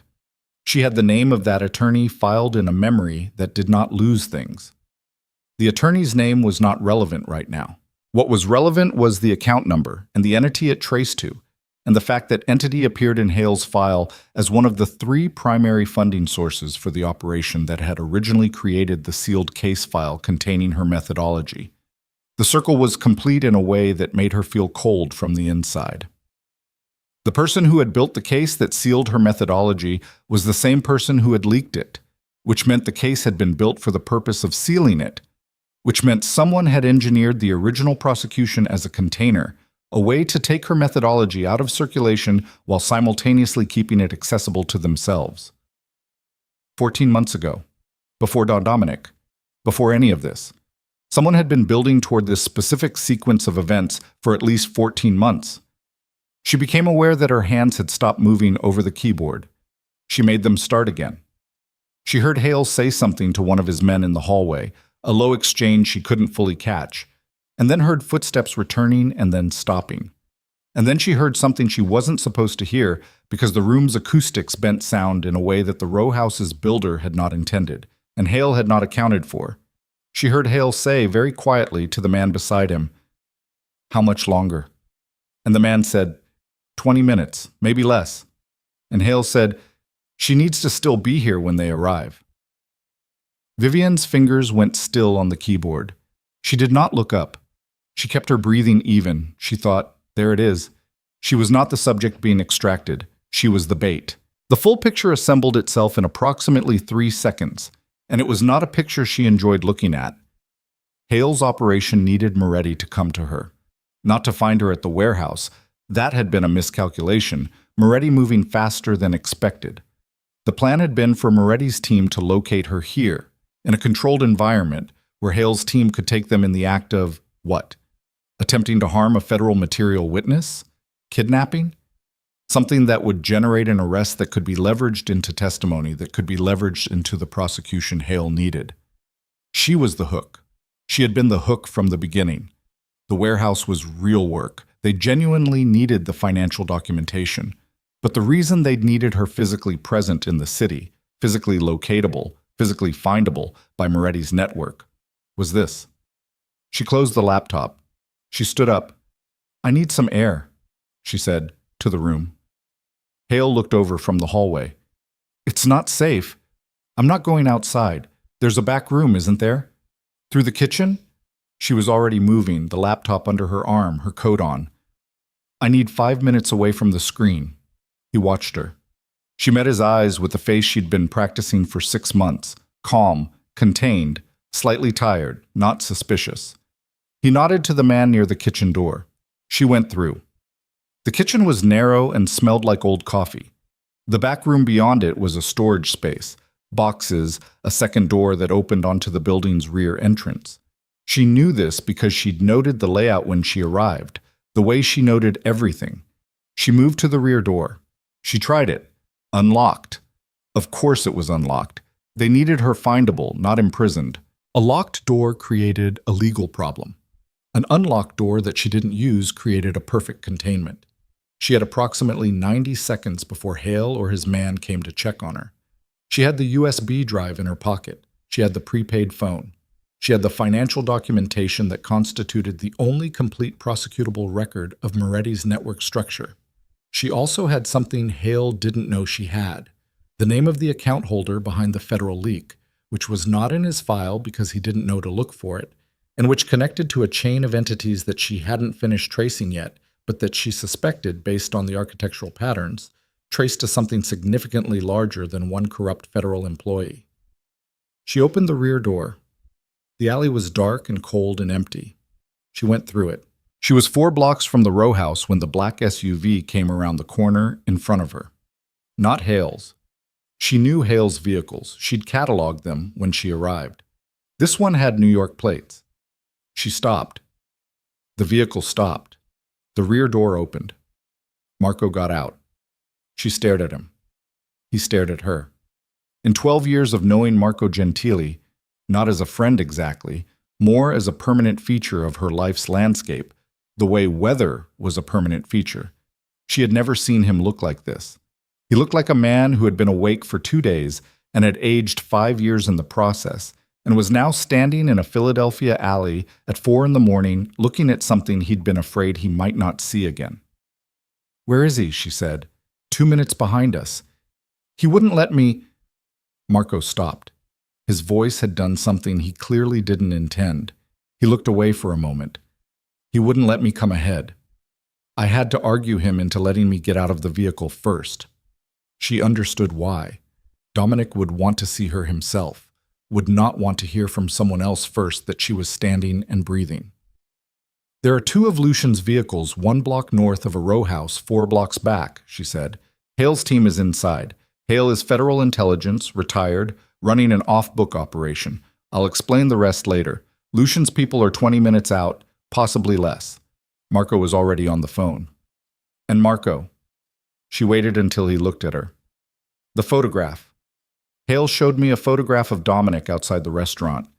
The intercepted call. Marco's expression shifted. "I know what it was," she said. "I know which relay it came from and what that relay's function is. But I need you to tell me, and I need you to tell me right now before he gets here. Was he feeding information out of Moretti's network? Was that the call?" Marco held her gaze. "Yes," he said. "How long?" 8 months, since we identified the internal leak in Lucian's organization." He paused. "It was Vivian. It was your analysis. The financial patterns you flagged last year gave us access to a mid-level Moretti accountant who was skimming. We flipped him. Dominic has been coordinating intelligence from him through that relay for 8 months." She breathed. She let herself breathe. "He didn't tell me," she said. "He was protecting the asset. If it came out through any channel, if anyone got any indication, I know why he didn't tell me. She did know. She didn't like it, but she knew it. Okay. Vivian, Marco's voice had gone to that careful place again. He stopped, started differently. He carried that pregnancy strip in his ring every single day. I watched him touch it before every meeting, every operation, every time we got a lead that didn't pan out. He looked at her steadily. I've known Dominic Viscari for 22 years. I've never seen him. He stopped again. Headlights turned the corner. The second vehicle. It stopped 10 feet away. The driver's door opened and Dominic stepped out, and he was exactly as she remembered him and completely different from how she remembered him. The same face, the same physical presence that occupied more space than his actual dimensions accounted for, but stripped of everything careful. 6 months had taken whatever composure he maintained as professional habit and burned it down to something raw underneath. He crossed the distance between them in 4 steps. He stopped directly in front of her. He looked at her face, then at the evidence of 32 weeks visible even under her coat, then back at her face. Neither of them said anything for a moment. Then he said, very quietly, "You're all right." Not a question, like he was telling himself something he needed to say out loud to make it true. "I'm all right," she said. His hands came up to her face, both of them, carefully, the way you'd hold something you'd been afraid you'd broken. And he pressed his forehead against hers and she felt him exhale, one long, unsteady breath, the sound of 6 months of held tension leaving his body all at once. She put her hands over his. The ring was there under her fingers, cold metal, warm from his skin. "I found the strip," she said against his jaw. "The one from the bathroom. I knew you'd found it." "First night," he said. "I carried it. I know." She pulled back enough to look at him. "I know." Something moved through his face that she didn't have a word for. She'd seen him angry. She'd seen him cold. She'd seen him tender, privately, in moments he didn't allow anyone else to witness. She'd never seen him look like this, like a man whose entire architecture of control had simply become unnecessary, and he wasn't sure yet what to do without it. Marco said, from somewhere behind them, "We have a time problem." Dominic stepped back. One hand stayed on her arm. "Lucian's people," she said. "They're converging on a row house 4 blocks north. They're coming for me. Hale's team is waiting to use me as... I know about Hale." His voice had returned to its operational register, flat, precise, every syllable doing exactly what it needed to do and nothing extra. "We identified his operation 6 weeks ago. We've had his safe house flagged for 4 days. She stared at him. "You knew about Hale." "I knew someone was running an off-book federal operation connected to the Moretti financial case. I didn't know he'd gotten to you." His jaw tightened. "I didn't know he'd built the warehouse job. He used my methodology, the sealed file. I know. We found the leak." A pause. "Gerard Hale found the leak too. That's what he actually wants. He wants Moretti's arrest to force the leak into the open, because the leak connects to people above Hale's pay grade, and he can't touch them officially."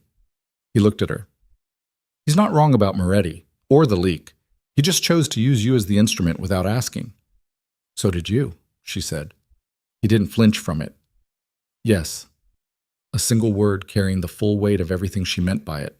6 months, alone, a child growing without a name in a city that wasn't hers, working nights in the cold, crying on buses, and he took it without deflecting it or explaining it away. "Yes," he said again. "I should have told you more. I was trying to keep you. I know what you were trying to do. It didn't work." "No, it didn't." She watched his face. "We're going to have a longer conversation about that." "I know." "Later." She turned. "Right now, Hale's operation.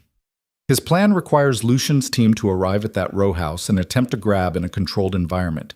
It's legally sound as a strategy. The problem is it requires Moretti to actually send his A-team, and if Lucian suspects a setup, he doesn't suspect a setup."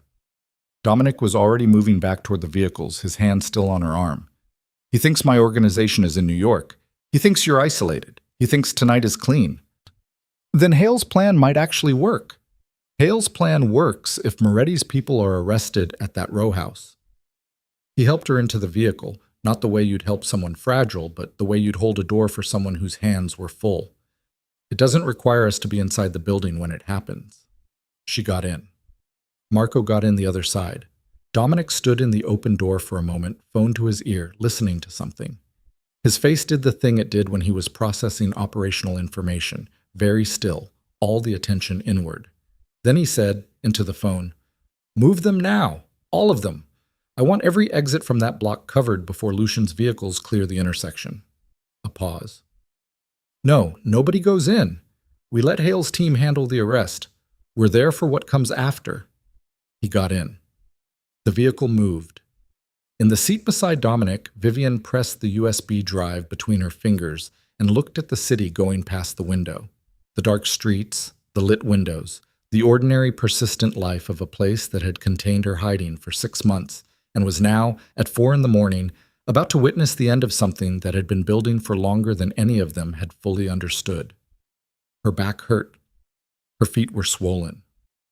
She was 32 weeks pregnant, and she hadn't slept in 20 hours, and she was sitting in an armored vehicle next to a man who was simultaneously the source of everything complicated in her life and the only person she had ever completely trusted. She thought about the longer conversation they were going to have, about the things she would say and the things he would say, and the fact that none of it would be easy and all of it would be necessary. She thought about the baby, who was currently pressing against the left side of her ribcage with what felt like a knee, methodically and without apology, as if registering a specific opinion about the evening's events. She put her hand against her ribs. Dominic looked down at the gesture. Then he reached over without saying anything and placed his hand over hers. The ring pressed between their palms. Marco's voice came from the front. "Lucian's vehicles are moving. They're going to hit that block in 4 minutes." Dominic looked at her. "Stay in this vehicle. Whatever you hear." "I know." "Vivian." "I know." She held his gaze. "Go." He got out. The vehicle door closed. She sat alone in the back seat and watched through the tinted window as Dominic and 4 of his men moved through the dark toward the intersection, and she pressed her hand against her ribs where the baby was still moving, and she thought about the USB drive and the account name and the chain of entities she hadn't finished tracing, the one that went somewhere larger than any of them had calculated yet. She thought about how this was almost over. She thought about how almost was the most dangerous word she knew.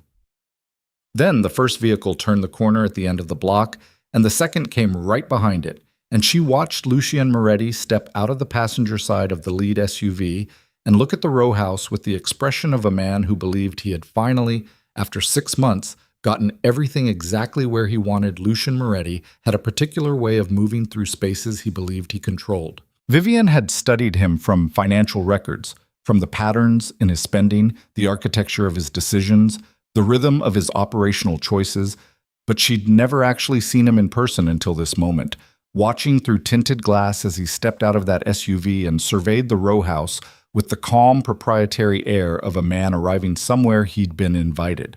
He was smaller than she'd imagined, not physically unimpressive, but compact, a man who had learned early that stillness was more threatening than size. He wore a dark overcoat. He moved without hurry. He said something to the man beside him, and the man nodded, and 2 more came out of the second vehicle, and they fanned out with the practiced efficiency of people who had done this kind of thing enough times that it no longer required discussion. 6 men total. She counted them. She pressed her hand against the glass and felt the cold of it against her palm and told herself, "Stay in the vehicle." He said, "Stay in the vehicle." She stayed for approximately 90 seconds. Then the first gunshot came from inside the row house, and everything that had been moving at a controlled pace simply detonated. Hale's team moved first, which was the plan. They had the legal standing, the prepared containment, the jurisdictional cover that Dominic's people explicitly did not have. 2 of Hale's extraction team came out the front of the row house with weapons drawn and federal identification that Lucian's men had approximately half a second to process before the situation became fully kinetic. Lucian was already moving backward toward the SUV. He was fast. Vivian registered this with the detached clarity of someone watching something terrible happen in slow motion while simultaneously being unable to alter it. Lucian Moretti had survived 61 years in a world that killed most of its participants by being, among other things, extraordinarily fast at identifying the moment when a situation had turned against him. He had the door open before Hale's second man cleared the row house steps, and then Dominic's people came from the north end of the block. 4 of them, moving low and fast along the building line. The containment Dominic had ordered, every exit from that block covered, executed with the silent efficiency of 22 years of operational discipline. Lucian stopped. The SUV door was open, the vehicle between him and Dominic's approaching men. He looked north. He looked at the row house. He looked at the vehicle. His man in the driver's seat was already handling the driver's side situation, which had become very complicated very quickly. The second vehicle had 2 of Hale's people on it from positions Vivian couldn't see from this angle. It was Lucian, in the street, between everything, who spotted the one variable nobody had fully accounted for. The armored vehicle 20 meters back, the one with tinted windows that wasn't moving. He looked at it. Vivian pressed herself back from the glass, 1 beat too late. Whether he saw her or simply identified the vehicle as significant didn't matter.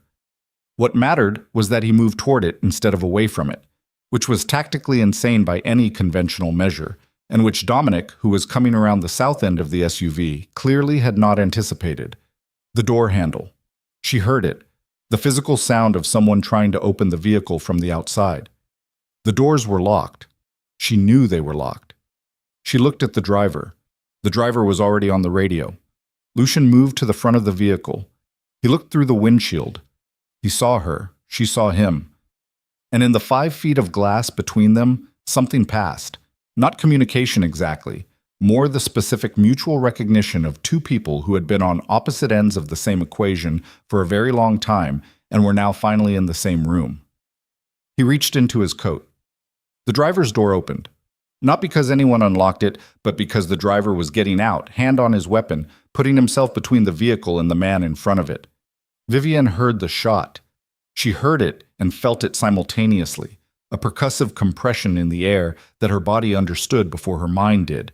And the driver went down, and she had approximately 1 second to understand that Lucian Moretti had just shot a man at point-blank range in the middle of a street that contained federal agents and 4 of the most capable people Dominic Viscari employed, which meant Lucian Moretti had decided this was the moment he had nothing left to lose. The door wasn't locked from the outside anymore. The driver had a manual override on his key fob, and the fob was on the ground next to him. She heard the locks disengage. The rear door opened. Lucian looked at her across the interior space, gun still in his hand, and said, with the conversational calm of a man who had passed through some boundary on the other side of which consequence no longer operated, "Get out." She didn't move. "Get out of the vehicle, Ms. Laurent." She looked at his gun. She looked at his face. She made herself breathe. "You've already lost," she said. "I've lost the street." "Yes." He tilted his head slightly. "I haven't lost the thing that matters." She understood before he finished the sentence, and understanding it was the worst moment of the last 6 months, worse than the bathroom, worse than the bus, worse than any of the cold, lonely nights in that apartment, because she understood that she had been wrong about the simple arithmetic of the situation. She'd believed, in the vehicle, watching the containment execute, that the danger was resolving, that the numbers were going the right direction, that Lucian, cornered, would be taken. She hadn't accounted for a cornered man deciding the only move left was the cruelest one available. "Dominic stops fighting when you're in front of him," Lucian said. "That's the only thing left that's true tonight." From somewhere on the street she heard Dominic's voice, not words, too far, but the register of it, the specific, controlled intensity of a man who could see what was happening and was trying to get to it. She got out of the vehicle.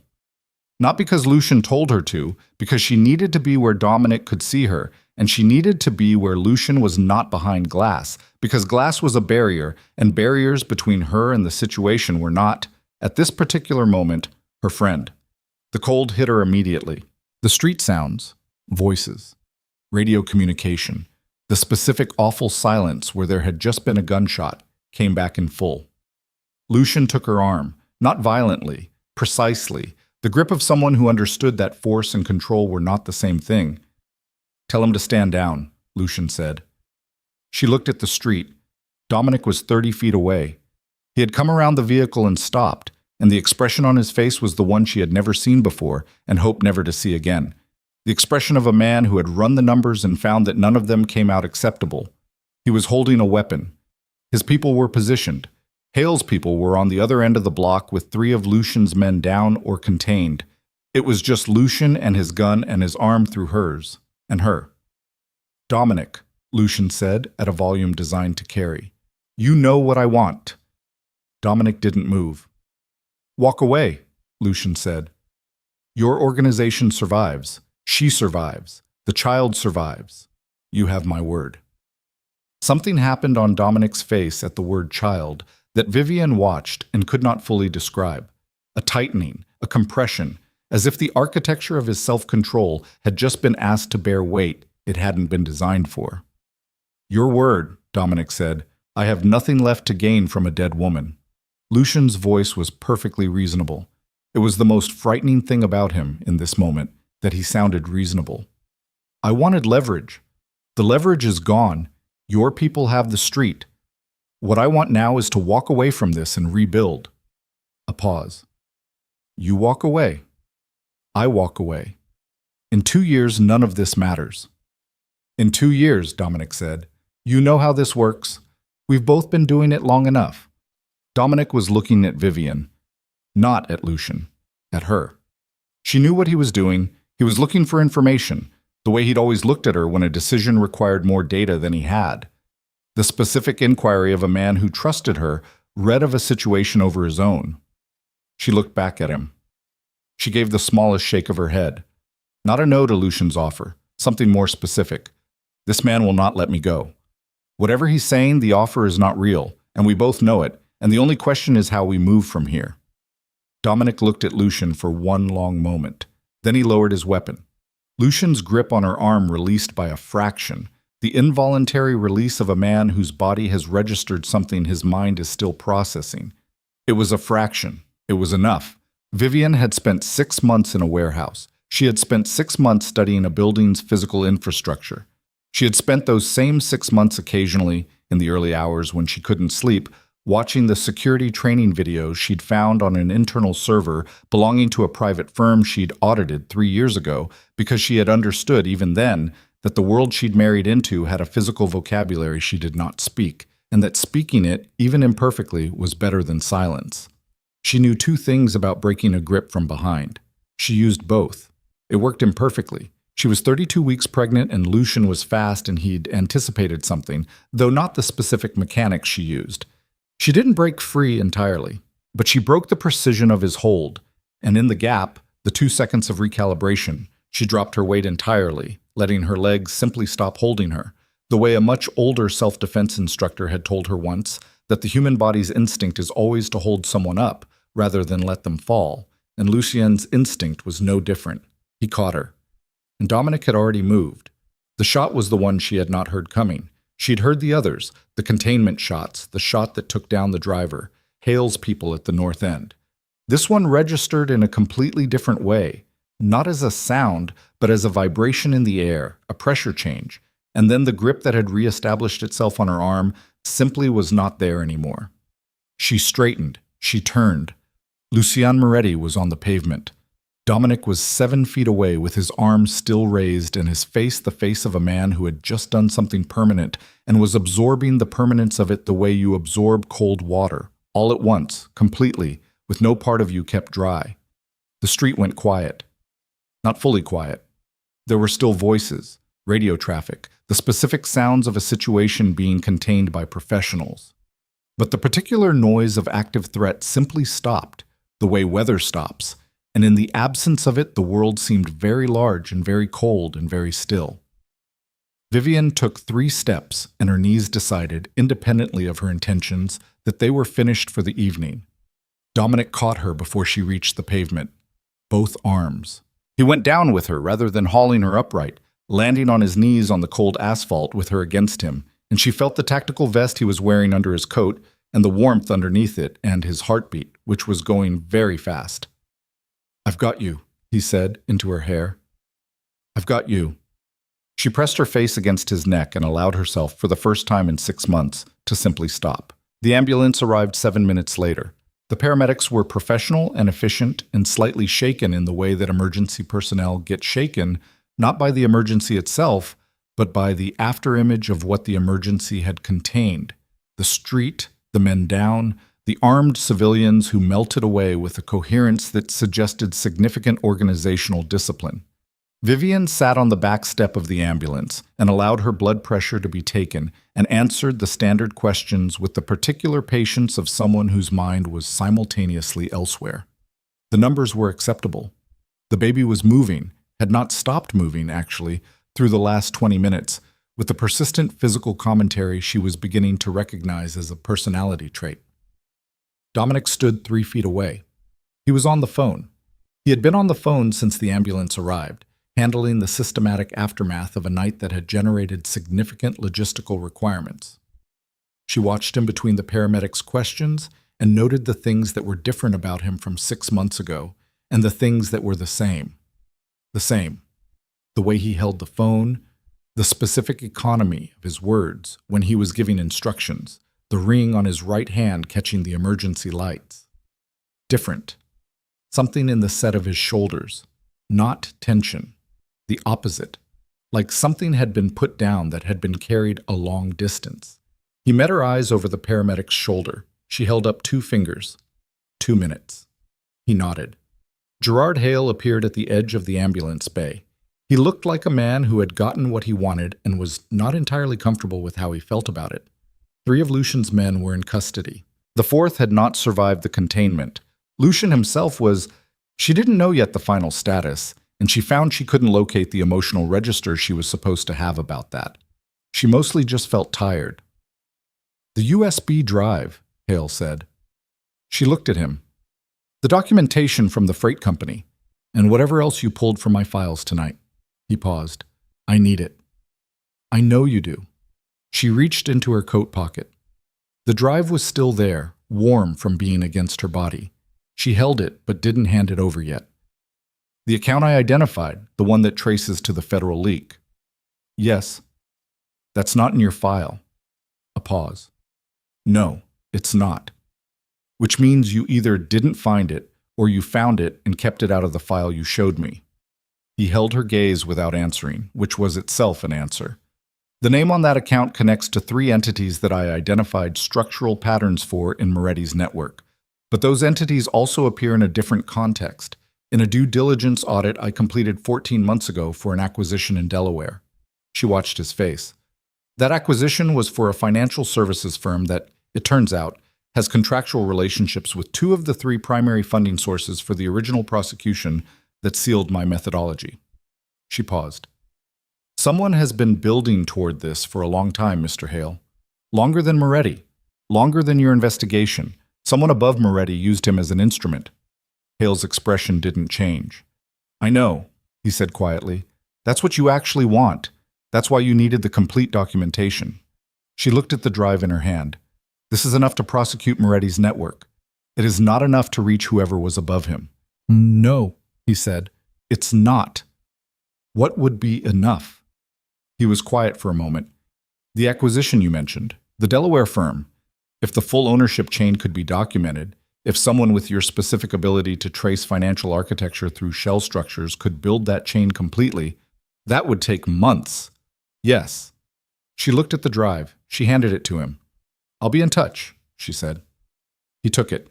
He looked at her for a moment with the expression of a man recalibrating a previous assessment. "You're remarkable, Miss Laurent." "I know," she said, without particular vanity. "And next time you want to use me as bait, ask first." He almost smiled. He walked away.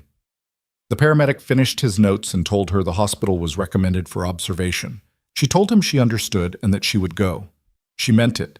She was done making unilateral decisions about her own medical situation based on what was strategically convenient. She was done with a lot of things.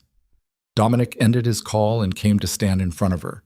The emergency lights were painting everything in alternating colors. He looked at her in that way he had, the full attention way, like the rest of the scene had simply ceased to require processing. "How bad?" he said. "I'm okay. The baby's okay." She watched his face absorb this. Hale's people want a debrief. Hale's people can wait until you've slept. I told him I'd help with the next phase, the investigation above Moretti. A pause. His jaw shifted slightly. That's a longer conversation. I know. I said we'd have longer conversations. She held his gaze. All of them. Everything you didn't tell me. Everything I didn't tell you. We do it properly this time. Yes. No more protecting me by keeping me uninformed. Vivian, I'm not asking you to stop protecting me. I'm asking you to stop doing it by deciding what I can and can't know about my own life. She kept her voice even. I built a disappearance protocol without telling you. You ran an intelligence asset without telling me. We both did the same thing for the same reason, and we both ended up alone with information that would have been better shared. She paused. We're better together than we are separately. We've always been better together, but only if we actually function as together. He was quiet for a long moment. You're right, he said. It was unqualified. No addendum, no defensive context, just the two words, carrying the weight of someone who meant them. She nodded. Hospital, she said. Then we go home. The penthouse it's been restored. Raffaello's team has been there for 3 months. Good. She stood up and he steadied her arm without being asked, reading the need for it the way he'd always read her physical state with a quiet attention she'd taken for granted early on, and had spent 6 months missing acutely. I want to sleep in my own bed. You can have whatever you want, he said. I know, she said, but right now I want that specifically.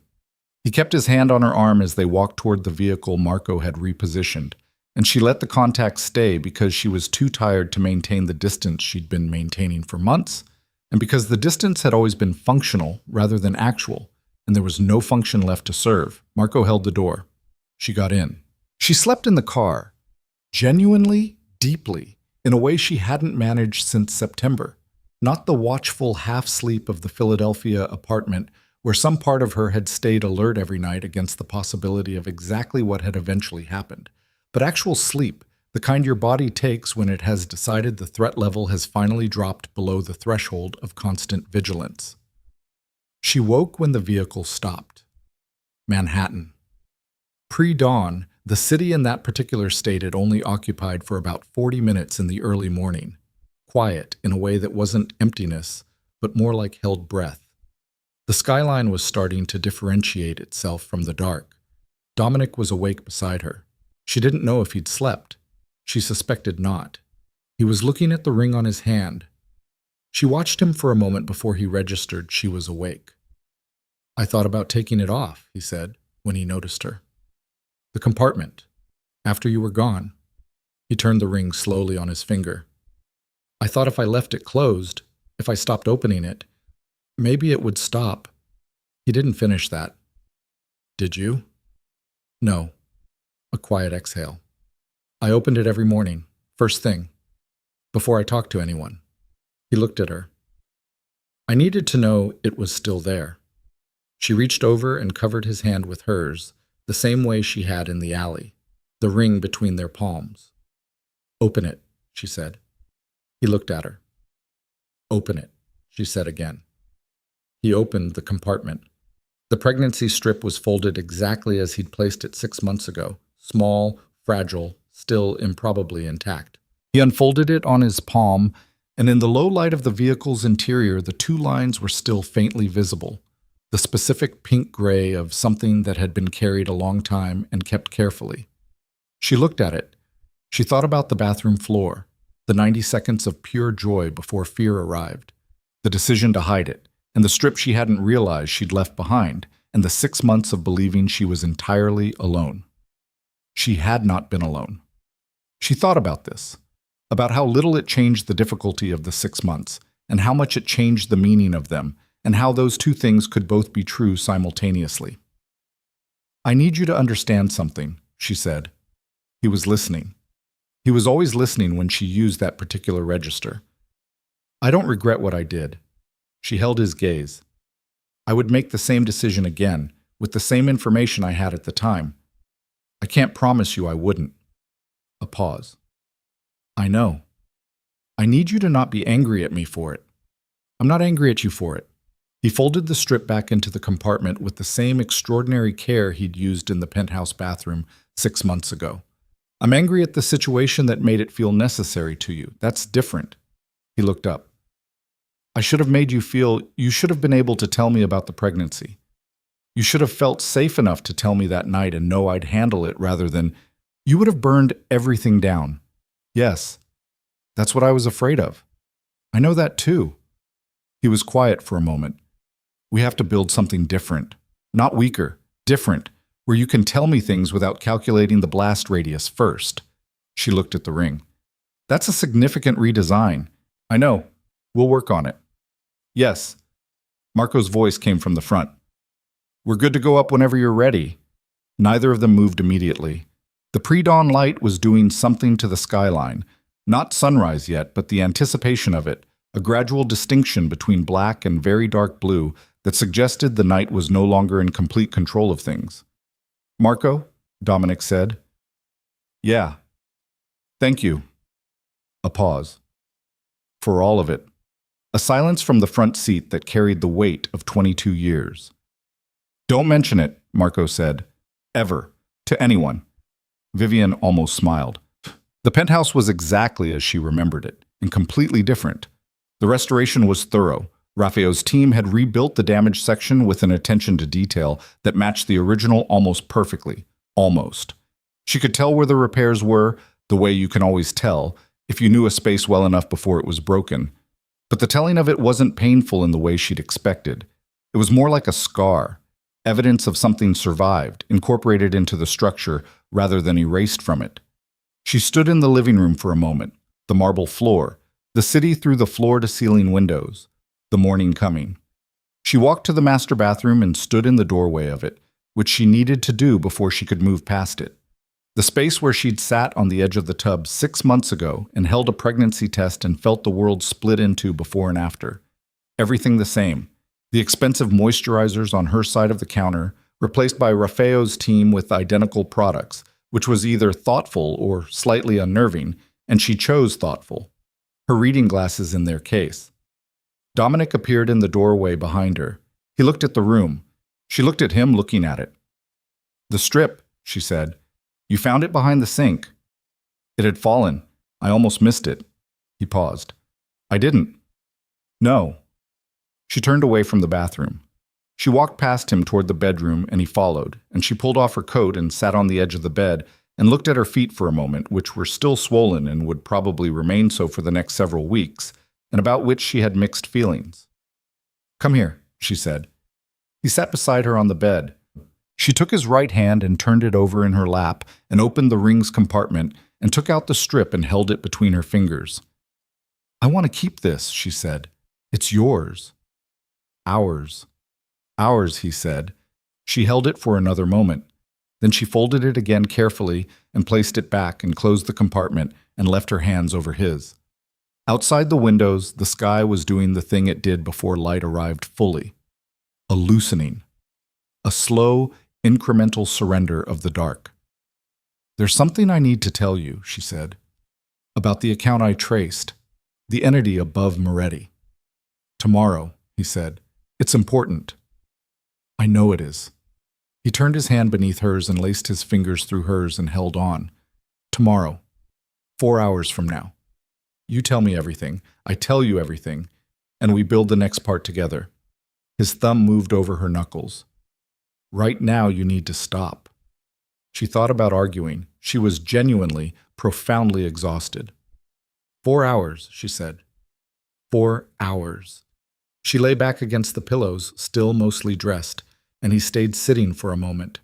She could feel him there, the specific weight of his presence at the edge of the bed that she had gone 6 months waking up without.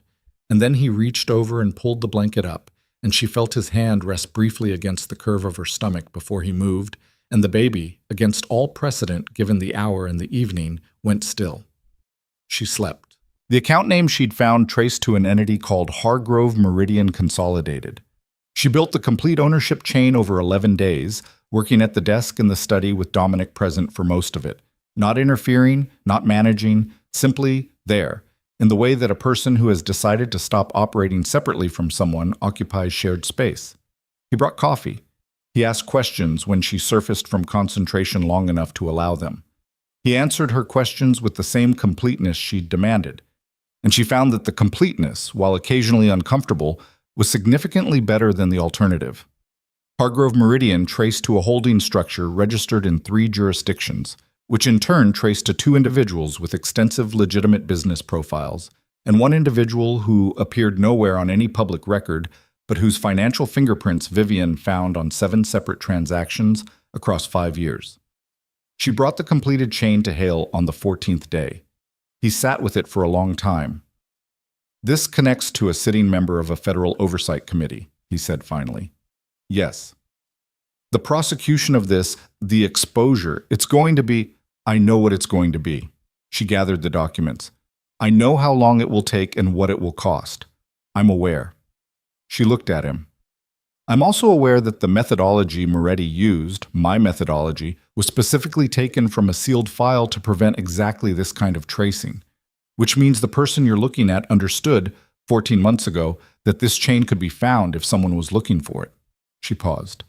"They tried to prevent that by putting me in a position where I couldn't look." Hale was quiet. "They miscalculated," she said. "Apparently." He looked at the documents again. "This is going to take 2 years, minimum." "I know. And you're still willing." She thought about the freight company, the folding chair, the bad tile grout, the bus in the dark with her forehead against the cold glass, giving herself exactly as long as the ride lasted, and then stopping. She thought about what had been built over that time, not destroyed, built. The specific knowledge that she could survive what had seemed unsurvivable. The knowledge that her husband could be trusted not because he was infallible, but because his failures and her failures had been, ultimately, oriented in the same direction. She thought about the conversation she'd had with Dominic the morning after Philadelphia, which had lasted 4 hours and had been honest in ways that were sometimes painful, and which had ended with him saying, quietly, that he'd spent 6 months being afraid in a way that had changed something in him, and that the change was not something he wanted to reverse, and that he intended to rebuild accordingly. She thought about the child who would arrive in approximately 7 weeks, and who had, apparently, been present for most of the worst and best moments of the last 6 months, with the equanimity of someone who had not yet learned to be afraid of things. "Yes," she said, "I'm still willing." The baby arrived on a Tuesday. 7 weeks later, slightly ahead of schedule, in the way that people who are paying attention to the world tend to arrive slightly ahead of when they're expected. The light through the penthouse windows was the specific quality of late morning sun on a clear winter day, direct and bright, and without the softness that confused it with warmth. Everything very clear, very present. Dominic held his son for the first time in a chair pulled close to the bed, and the expression on his face was one that Marco, who had positioned himself in the hallway with the professional pretext of coordinating security, would later describe to his wife as the most alarming thing he'd witnessed in 22 years of working for an alarming man, because it was so completely unguarded. Vivian watched from the bed. She was exhausted in a way that was physiologically distinct from any exhaustion she'd previously experienced, bone level, total, and somehow also the clearest she'd felt in months. She watched Dominic look at his son. The infant was doing the thing newborns do, the unfocused looking, the slow processing of the world as an environment that was significantly louder and colder than the previous one, and was, against all instinct, not crying, simply regarding the large person holding him with the equanimity of someone reserving judgment. Dominic said nothing for a long time. He looked at the baby. He looked at the ring on his right hand, then back at the baby. He reached down with his left thumb, gently, careful as she had ever seen him be with anything, and let the baby's fingers close around it. The grip was reflexive, automatic. The involuntary hold of a new person encountering the world and deciding that whatever was available would serve for now. Dominic looked at that grip for a moment. Then he looked at Vivian. "Hey," he said. It was the word he used when he had something to say and wasn't sure how to begin. She knew this. She knew all of his words. "Hey," she said. "I'm going to do better," he said. At all of it. The things we talked about. A pause. I'm going to need you to tell me when I'm not. I know, I will. She held his gaze. And you tell me when I'm calculating instead of talking to you. You'll hate it when I do that.